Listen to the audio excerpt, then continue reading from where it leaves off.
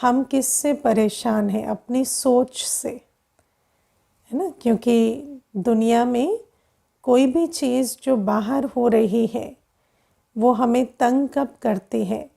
जब वो अंदर आ जाती है ना। कोई चीज़ बाहर हो रही है तो वो आपको बाहर तंग नहीं कर सकती, लेकिन जब आप उसे बाहर से अंदर ले आते हैं तो वो आपको तंग करती है।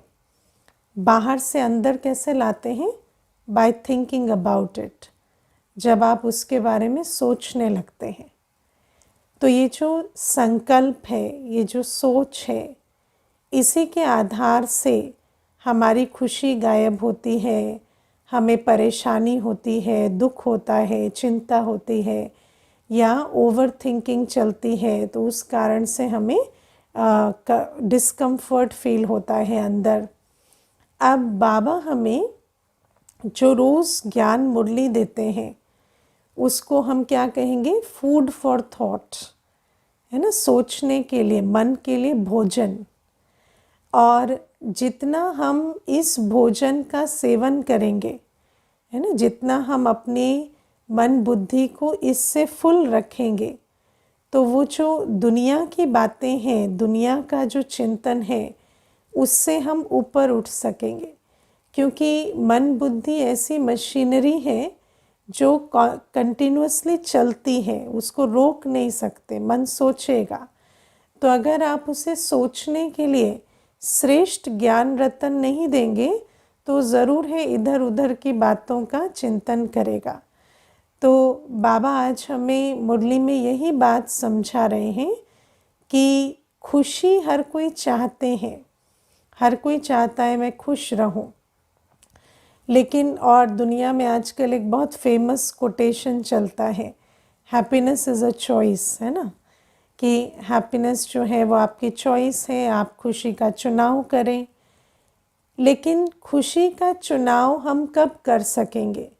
तो जैसे मैंने आपको बताया कि अगर हम दुनिया में जो दुख की बातें हैं, चिंता की बातें हैं, चाहे शरीर में वो बात चल रही है, क्योंकि आत्मा के बाद जो भी कुछ है उसको हम क्या कहेंगे? वो पुरानी दुनिया का हिस्सा है।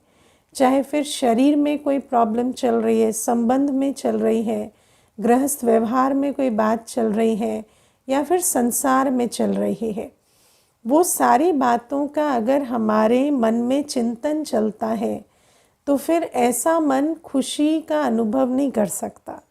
तो इसीलिए बाबा हमें आज समझाते हैं कि अगर हमें खुश रहना है, खुश रहने की धारणा करनी है, खुश रहने की शक्ति हमें अपने अंदर जागृत करनी है, तो सबसे पहले हमें क्या करना है? अपने आप से रूह रिहान करना आना चाहिए। माना आत्मा को अपने आप से अपनी रूहानी बातें, अपनी जो आत्मिक जर्नी की बातें करना आना चाहिए, या आत्मा अपने बारे में अपने आप से बात करे। अब आप देखो, जैसे अगर आप चेक करें तो आपके मन में ज़्यादातर क्या चलता है? पर चिंतन, है ना। पर चिंतन माना दूसरे का चिंतन। अब चाहे शरीर का चिंतन हो, संबंध का हो, बातों का हो, परिस्थितियों का है, तो वो पर चिंतन चलता है। अब वो जो पर चिंतन है, उस पर चिंतन से हमारी खुशी गायब होती है, क्योंकि दूसरे का जो पर है उस पर आपका कंट्रोल नहीं है ना। और जब आप उसके बारे में चिंतन करेंगे जो आपके कंट्रोल में नहीं है, क्योंकि न शरीर हमारे कंट्रोल में है, न संबंध, न कोई और परिस्थिति, तो जब आप उसका चिंतन करते हैं तो आपकी खुशी गायब हो जाती है। लेकिन जब आप स्वचिंतन करेंगे तो आपको खुशी होगी। लेकिन स्वचिंतन माना अगर आप बैठकर ये चिंतन करेंगे कि मेरे अंदर ये बुराई है, मेरी ये आदत ख़राब है, मेरी पर्सनालिटी में ये फ्लॉ है, तो फिर भी वो खुशी जो है वो गायब होगी। तो बाबा कहते हैं कि अपने साथ रूह रिहान करना, माना आत्मा, बाबा ने जो आत्मा के बारे में हमें ज्ञान दिया है, उस ज्ञान के बारे में अपने से बात करें। वो नहीं जो हम समझते हैं हम हैं, लेकिन वो जो हमें बाबा ने बताया कि तुम हो, हम उसके बारे में चिंतन करें।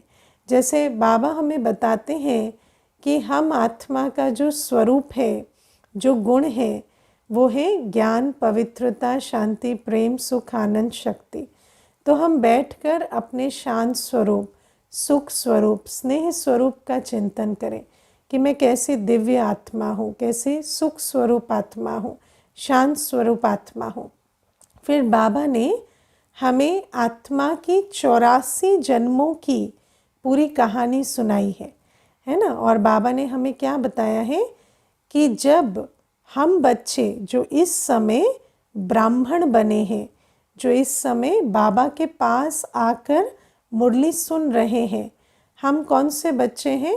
हम वो बच्चे हैं जो परमधाम में भी जब रहते हैं ना बाबा, हम बाबा के साथ जब परमधाम में हैं तो हम बाबा के बिल्कुल नज़दीक बैठते हैं, है ना। तो अपने चिंतन करना है कि मैं परम धाम में कहाँ बैठी हूँ, बिल्कुल जैसे गले में हार होता है ना, बिल्कुल नज़दीक, ऐसे मैं बाबा के बिल्कुल पास बैठती हूँ। और आप सोचो, दुनिया में अगर एक सागर के पास, जैसे पानी का सागर होता है जिसको हम सागर के किनारे कहते हैं, बीच पर कोई अगर बैठता है तो उसको कितनी ठंडक और कितना पानी का जो अनुभव है वो कितना अच्छा होता है। तो आप विचार करो, जब हम परमधाम में ज्ञान सागर, स्नेह सागर, सुख सागर के सम्मुख बैठे होते हैं, बिल्कुल नज़दीक, तो कैसा अनुभव होगा, है ना। तो बाबा कहते हैं ये चिंतन करो कि हम दूर बैठने वाले नहीं, हम तो बिल्कुल बाबा के पास बैठने वाली आत्मा है।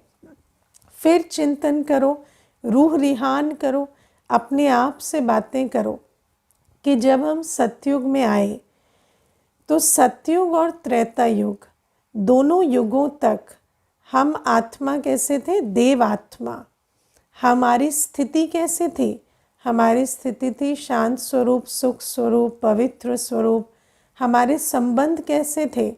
चाहे आत्माओं के साथ, चाहे प्रकृति के साथ, हमारा संबंध बिल्कुल हार्मनी का था, कोई खटपट नहीं, कुछ नहीं, बहुत स्नेह प्यार से हम एक दूसरे के साथ रहते थे। और प्रकृति जो थी वो हमें सुख देती थी। आज की तरह कभी, है ना, कभी सर्दी दुख देती, कभी गर्मी दुख देती, ऐसा नहीं, प्रकृति भी हमें सुख देती थी। और हमारे पास सतयुग में अप्राप्त नहीं कोई वस्तु देवताओं के खजाने में, ये हमारा गायन था। तो जब हम सतयुग में थे तो हमारे पास ऐसी कोई चीज़ नहीं थी जो ना हो और हमें संकल्प चले कि ये मुझे चाहिए। ऐसी कोई भी चीज़ सतयुग में आत्मा के पास अनअवेलेबल नहीं होती जिसके लिए उसको सोच चले कि ये होता तो अच्छा होता, क्योंकि सर्व प्राप्तियाँ होती हैं। और बाबा कहते हैं ना कभी रोग होता है, ना अकाल मृत्यु होती है।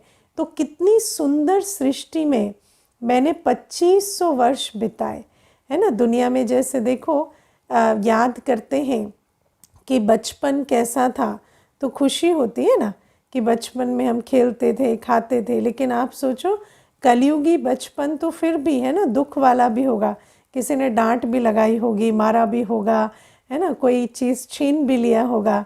लेकिन बाबा कहते हैं हमारा जो आत्मिक बचपन है वो कितना मीठा था, तो उसके बारे में चिंतन करें। उसके बाद हम जब द्वापर युग में आते हैं तो जिस बाबा ने हमें संगम युग में, शिव बाबा ने हमें संगम युग में जो देवता बनाया, उस शिव बाबा के हम बहुत बड़े बड़े मंदिर बनाते हैं, बहुत प्यार से मंदिर बनाते हैं। तो आप विचार करो कि कितने स्नेह से हमने बड़े बड़े मंदिर भक्ति मार्ग में शिव बाबा के लिए बनाए। उन बातों को भी याद करो, क्योंकि बाबा कहते हैं जो मंदिर बनाने वाले होते हैं वही मंदिर बनने लायक, मंदिर लायक बनते हैं अभी, है ना। तो हम अभी मंदिर में बैठने लायक बन रहे हैं, देवता बन रहे हैं। तो ज़रूर है हमने भक्ति मार्ग में बहुत प्यार से बाबा को याद भी किया है और बहुत भव्य मंदिर भी बनाए हैं। तो उन बातों को भी याद करने से खुशी होगी। और फिर अपने संगम युग के भाग्य को विचार करो। आप सोचो कि सारी दुनिया आज क्वेश्चन मार्क लगाकर घूम रही है ना, कि ये क्यों हो रहा है, ये कैसे हो रहा है। हर एक के मन में सिर्फ प्रश्न ही प्रश्न है। और हम बच्चे वो भाग्यवान बच्चे हैं जिनको बाबा स्वयं आकर हाथ पकड़कर सब प्रश्नों का उत्तर दे रहे हैं। बाबा हमें उन प्रश्नों का भी उत्तर दे रहे हैं जो हमें पूछने भी नहीं आते थे, है ना। हम तो कभी बाबा को पूछते भी नहीं कि बाबा हम कहाँ से आए, कहाँ जाएंगे। हम तो छोटी छोटी बातों में ही अटके रहते, लेकिन बाबा तो हमें तीनों कालों, तीनों लोकों, सबका ज्ञान देते। और बाबा हमें हर चीज़ की विधि बता रहे, तकदीर कैसे बनानी है, खुश कैसे रहना है, शांत कैसे रहना है, विश्व कल्याण कैसे करना है। तो बाबा कहते संगम युग के अपने भाग्य को सोचो, जो स्वयं भगवान सर्व संबंधों से हमारी पालना कर रहे हैं, सर्व स्वरूपों से पालना कर रहे हैं, ज्ञान सागर के स्वरूप से भी, स्नेह सागर के स्वरूप से भी। आपने कभी सोचा था आपको कोई रोज़ मीठे बच्चे कहेगा? हाँ, कभी किसी ने कहा था रोज़ मीठे बच्चे? हाँ, लेकिन बाबा तो हमें रोज़ स्नेह की भी पालना करते। बाबा हमें रोज़ नमस्ते करते। बाबा हमें शुरू में भी मीठे बच्चे कहते, अंत में भी मीठे मीठे सिकीलधे बच्चे कहते। रोज़ एक वरदान देते, रोज़ शिक्षा समझानी देते, रोज़ इतना मुरली में लाडले, स्नेही, प्यारे ऐसे शब्द कितनी बार हम बच्चों पर न्योछावर करते। और बाबा हमें कितनी सुख शांति की विधि दे रहे हैं। और बाबा कहते हैं सिर्फ मुरली में नहीं, मैं तो हर समय तुम्हारे साथ रहता हूँ। तुम जैसे ही मेरी तरफ बुद्धि को मोड़ोगे तो तुम अनुभव करोगे, है ना। बच्चा ही है जो बुद्धि को मोड़ता नहीं है बाबा की तरफ, वरना बाबा तो हमेशा हम पर स्नेह, शांति, शक्ति न्योछावर करने के लिए उपस्थित रहते हैं। तो बाबा कहते हैं कि संगम युग के अपने भाग्य को विचार करो। दुनिया में लोग कहते हैं कोई एक भी ऐसा हो जो हमारा भला सोचता हो, जिस पर हम ट्रस्ट कर सकें, जिसको हम अपनी बात कह सकें। और हमारे पास तो वो एक है, और वो एक ऐसा है जो हमेशा अवेलेबल होता है हमारे लिए। और बाबा कहते हैं फिर वो एक सिर्फ आज अवेलेबल नहीं है, वो तो हमें फिर यहाँ से लेकर जाएंगे और उस दुनिया में लेकर जाएंगे जहाँ 21 जन्मों तक हमें कुछ मांगने की, ढूंढने की कोशिश या पुरुषार्थ नहीं करना होगा। तो बाबा कहते हैं अपने संगम युगी भाग्य का भी चिंतन करो, है ना। और फिर बाबा कहते हैं कि ये भी चिंतन करो कि किस प्रकार हम धीरे धीरे ब्राह्मण से फरिश्ता बन रहे। अब आप विचार करो कि ये जो रियलाइजेशन है ना, जैसे रियलाइजेशन के लिए क्या चाहिए? रियलाइज, है ना। रियलाइज माना तीसरा नेत्र, समझ की का नेत्र चाहिए। क्योंकि जैसे आजकल आप देखो, जो लौकिक में भी, संसार में जो बच्चे होते हैं उनको आज सब कुछ मिलता है। जैसे पहले क्या होता था, जो बच्चे होते थे वो माता पिता के साथ साथ स्ट्रगल भी करते थे, है ना। कोई चीज़ नहीं मिलती, कोई सुविधा नहीं मिलती, गरीबी हो, भूख हो, कुछ भी हो, उनको साथ में देखनी होती थी। लेकिन आज वो समय नहीं रहा।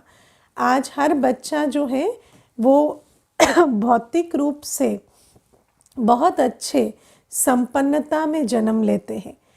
लेकिन जब वो बच्चा ऐसे संपन्नता में जन्म लेते हैं तो कई बार उन बच्चों को रियलाइजेशन नहीं होती।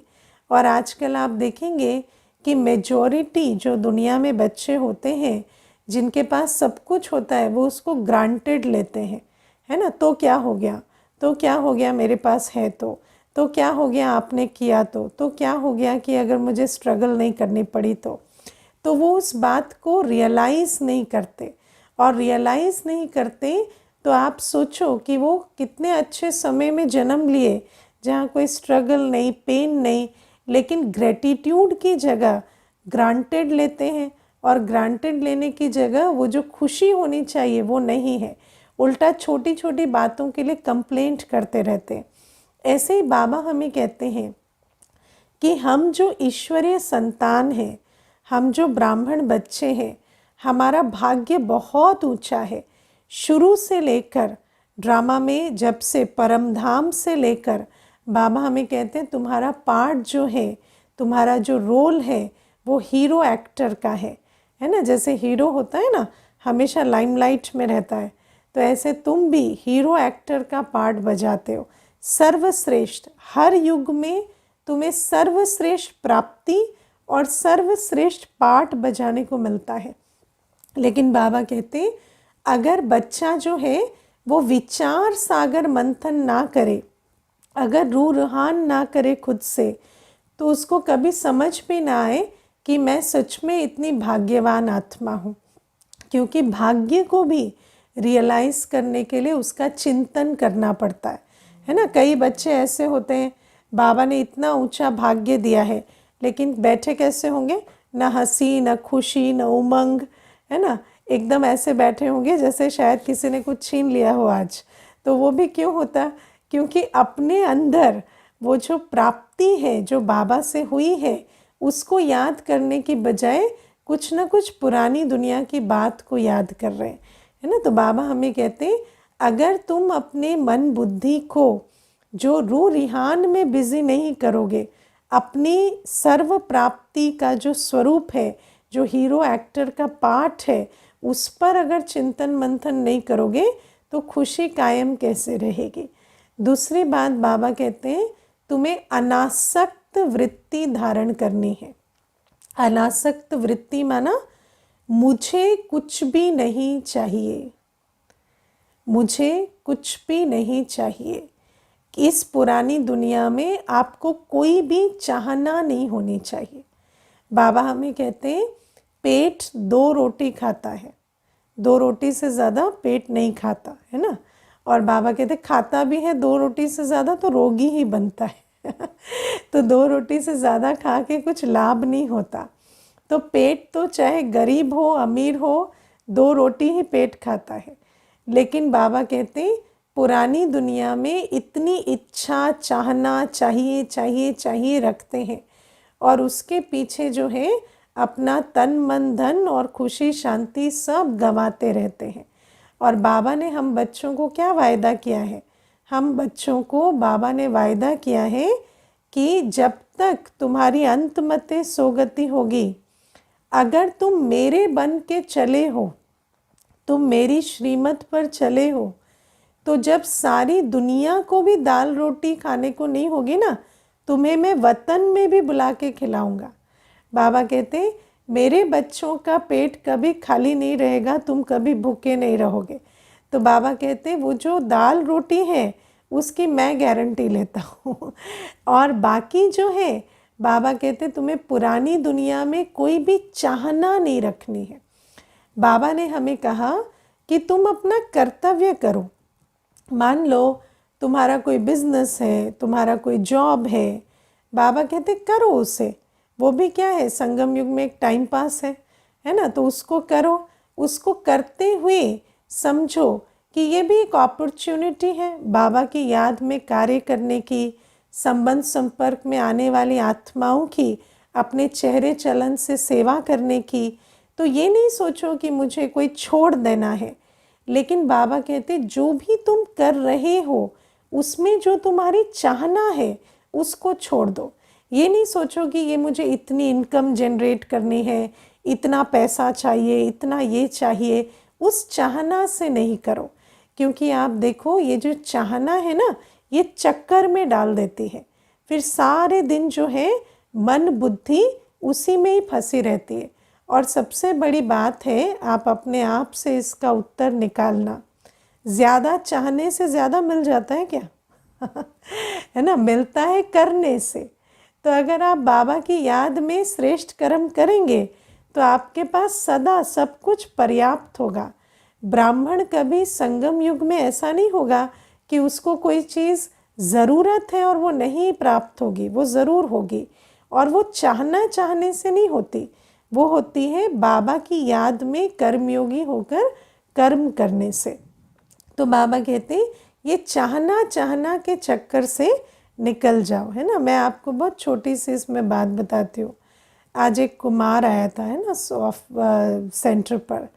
तो मुझे ऐसे बातों बातों में कहते हैं कि मैं जब भी अपने दोस्तों से मिलता हूँ तो कुछ ना कुछ बात में अनबन हो जाती है और वहाँ से मेरा मूड ऑफ हो जाता है और मेरा पढ़ाई में ध्यान नहीं लगता। तो मैंने कहा बात किस बात पे अनबन हो जाती है? तो कहते हैं मुझे ऐसा लगता है कि वो मुझे इतना इंक्लूड नहीं करते या मुझे उस प्रकार से महत्व नहीं देते जैसे मैं उनको देता हूँ। तो उस बात में फिर मैं कुछ ना कुछ रिएक्ट कर जाता हूँ और वहाँ से मुझे फिर कुछ ना कुछ वो और ही उल्टा बोलते हैं और मेरा मूड ऑफ होता है। तो मैंने उसको कहा आपको क्यों चाहिए उनका अटेंशन या उनका जो भी कुछ है? तो कहते तो मैं जाना ही बंद कर दूं। मैंने कहा मैं तो नहीं कह रही आप जाना बंद कर दो, आपका जो समय है, आप कह रहे हो आप लाइब्रेरी में पढ़ते हो तो वो आसपास होते हैं, आप उनके साथ बैठते उठते हो, तो बैठो उठो लेकिन चाहना छोड़ दो। क्योंकि आप सोचो अभी वो जा भी रहा है और वहाँ बैठता है, लेकिन इस चाहने के कारण वो वापस आकर दुखी होकर पढ़ाई पर कंसंट्रेट नहीं कर रहा। लेकिन अगर वो चाहना से मुक्त होकर वहाँ बैठे तो उस समय को भी एंजॉय करेगा और वापस आकर भी अपनी पढ़ाई करेगा। तो बाबा कहते मान लो और बाबा ने हमें तो, हम जो ब्राह्मण बच्चे हैं, हमें तो ये भी मालूम है कि हमारा जो समय संकल्प है वो किसके लिए है? वो है सतयुग के निर्माण के लिए। तो हमें पुरानी दुनिया में ये चाहिए वो चाहिए उसमें बुद्धि लगाकर अपनी शक्ति को डिप्लीट नहीं करना है। बाबा कहते कर्म करो कर्मयोगी होकर, और जो भी कर्म का फल मिले उसको ड्रामा प्रमाण, है ना, एकदम हर्षित होकर स्वीकार करो। बाकी चाहना रखना, आसक्ति रखना, इससे सिर्फ खुशी खो जाती है। आप देखो दुनिया में जैसे मनुष्य होते हैं ना, कई आते हैं कहते हैं हमारे पास हम 10 साल से कोशिश कर रहे हैं, सफलता नहीं मिली, पैसा नहीं आता, हमें और पैसा चाहिए पैसा चाहिए। तो कई बार उनको कहने भी हमें लगता है कि आप इस पैसे पैसे की होड़ को छोड़ दो। क्योंकि आज क्या है दुनिया में, हर कोई सोचता है कि किसी को कहना भी कि आप पैसा पैसा मत करो या आप दुनिया की चाहना में मत जाओ, सोचते हैं कि जैसे कोई अशुभ बात कह दी हो। लेकिन बाबा कहते हैं ये सबसे शुभ बात है, क्योंकि आप अपना कर्म करो, बाकी आप इन बातों में नहीं जाओ कि मुझे इतना पैसा जनरेट करना है, इतना ऐसे करना है। कर्मयोगी होकर करो और कोई भी चाहना या आसक्ति से फ्री रहो। तीसरी बात बाबा कहते कि बच्चे ज्ञान का मनन चिंतन करें तो खुशी जो है वो कायम रहेगी। खुशी कैसे रहेगी? ज्ञान की बातों का मनन चिंतन करने से। अब ज्ञान जो है दुनिया में कहते हैं truth is power, knowledge is power, है ना।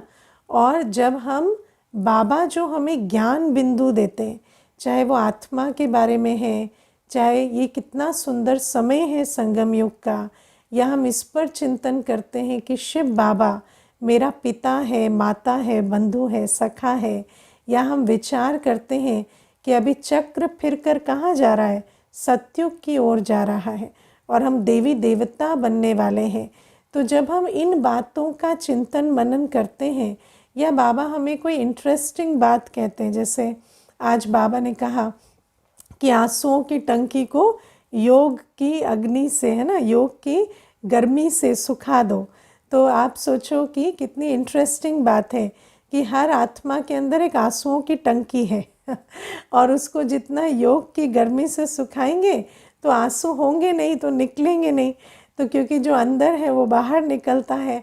तो बाबा कहते हैं ये जो छोटे छोटे रमणीक ज्ञान के पॉइंट्स हमें बाबा रोज़ देते हैं, बाबा कहते हैं उस पर मनन चिंतन करो तो इससे भी खुशी आएगी। क्योंकि बाबा की हर पॉइंट के अंदर खुशी, शांति, शक्ति समाई हुई है और उसको अनुभव करने के लिए हमें मनन चिंतन करना है। चौथी बात बाबा कहते कर्म योगी होकर कर्म करो।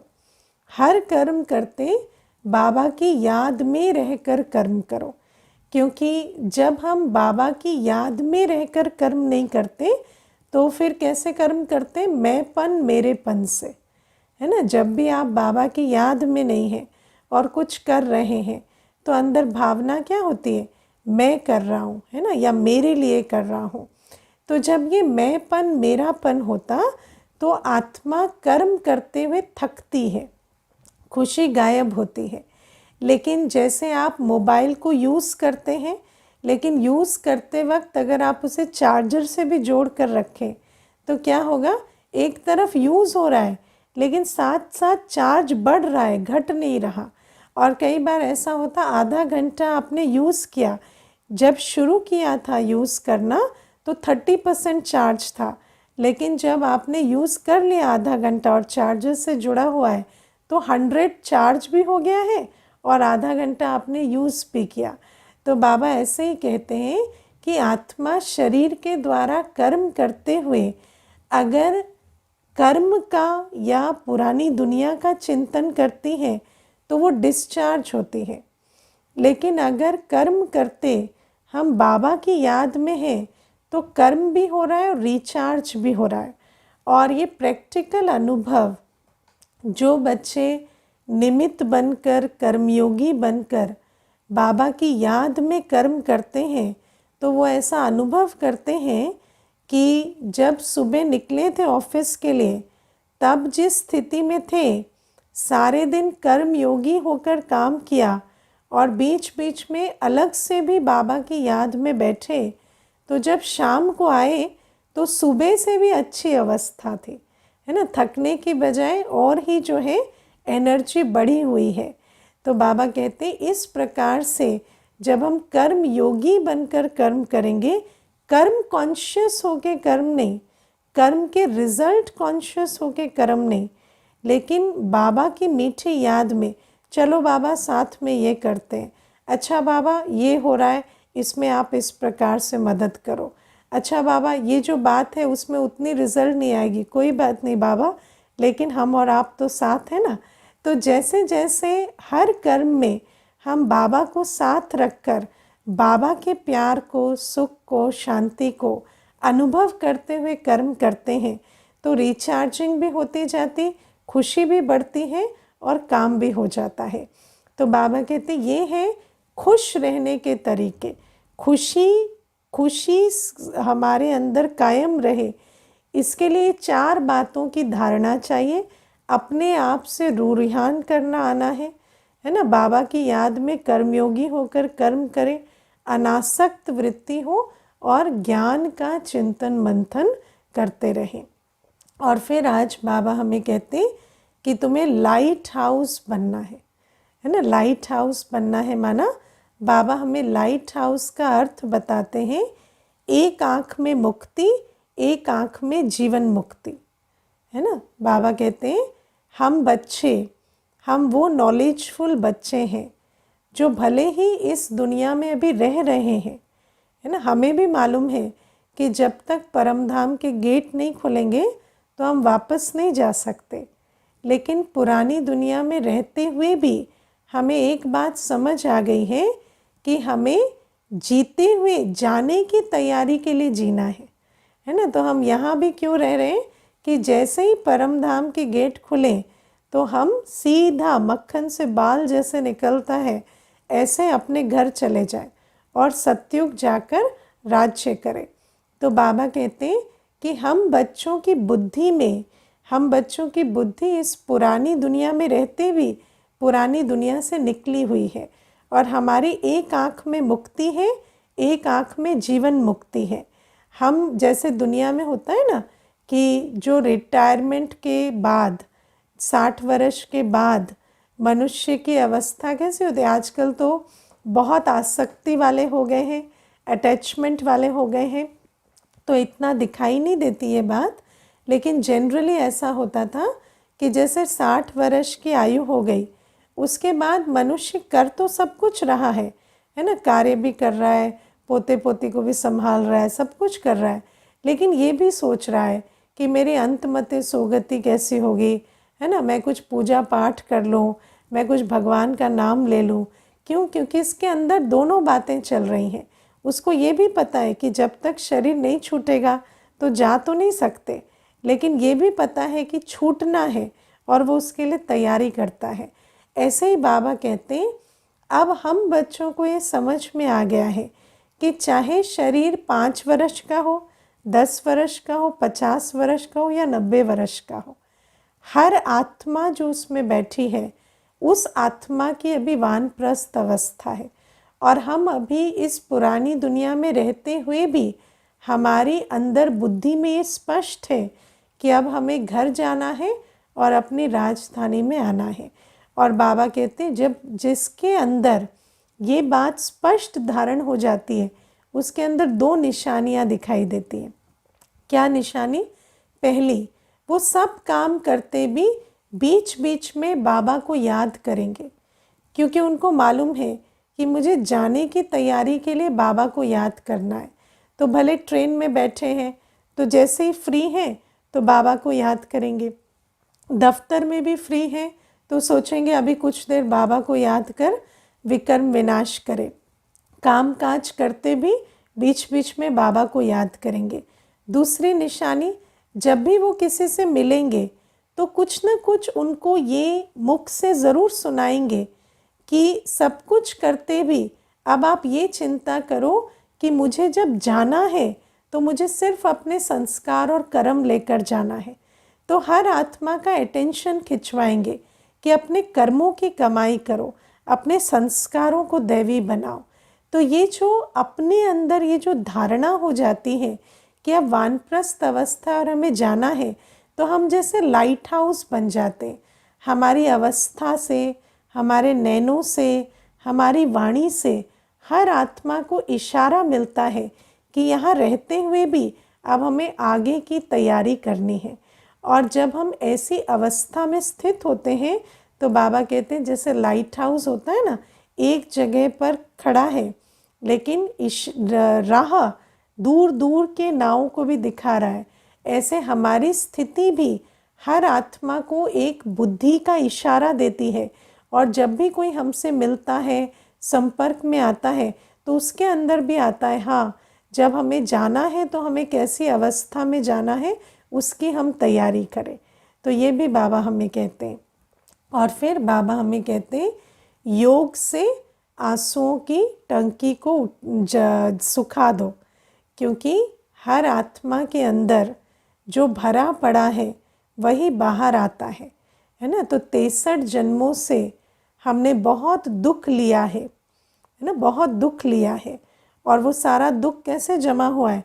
एक बड़ी टंकी है आंसुओं की, है ना। और जैसे ही दुनिया में होता है ना ट्रॉमा ट्रिगर हो रहा है, तो सारा ट्रॉमा इकट्ठा करके अंदर टंकी में जमा है। बहुत सारी टंकियां हैं, गुस्से की टंकी है ना, आंसुओं की टंकी, कंप्लेंट की टंकी, तो इतनी सारी अंदर अंदर भरी है। और जैसे ही इस समय कोई ऐसी बात होती है तो वो टंकी का नल खुल जाता है और फिर आंसू बहते हैं, या क्रोध आता है मुख से, या आँखों से क्रोध दिखाएंगे, या कुछ ना कुछ होगा। तो बाबा कहते हैं उस आंसुओं की टंकी को अभी योग से सुखाओ, क्योंकि जितना हमने पीछे दुख उठाया है, दुख क्यों लेते हैं? देह अभिमान के कारण, है ना। जब अपने अंदर दुख जो है परिस्थिति से नहीं आता, दुख आता है देह अभिमान से। तो जितना हम विभिन्न 63 जन्मों में जितने देह अभिमान में रहे, दुख लेते गए, तो वो सारा दुख अंदर भरा हुआ है। अब बाबा कहते बाबा स्नेह का सागर है, सुख का सागर है। तो बाबा से सुख और स्नेह लेकर हमें उस दुख की टंकी को, आंसुओं की टंकी को सुखाना है। और फिर हमें कोई भी परिस्थिति ऐसी नहीं लगेगी कि ये व्यक्ति मुझे रुला रहा है, या ये परिस्थिति में तो मुझे ऐसा लगता है जैसे आंसू बहते चले जा रहे हैं। हर परिस्थिति एक खेल लगेगी, क्योंकि जब अंदर की टंकी सूख गई है तो अंदर से दुख का रिएक्शन नहीं आएगा। और कितनी भी बड़ी बात ऊपर से हो, लेकिन उसको खुशी से खेल की तरह देखेंगे और पार करेंगे। अच्छा, ओम शांति।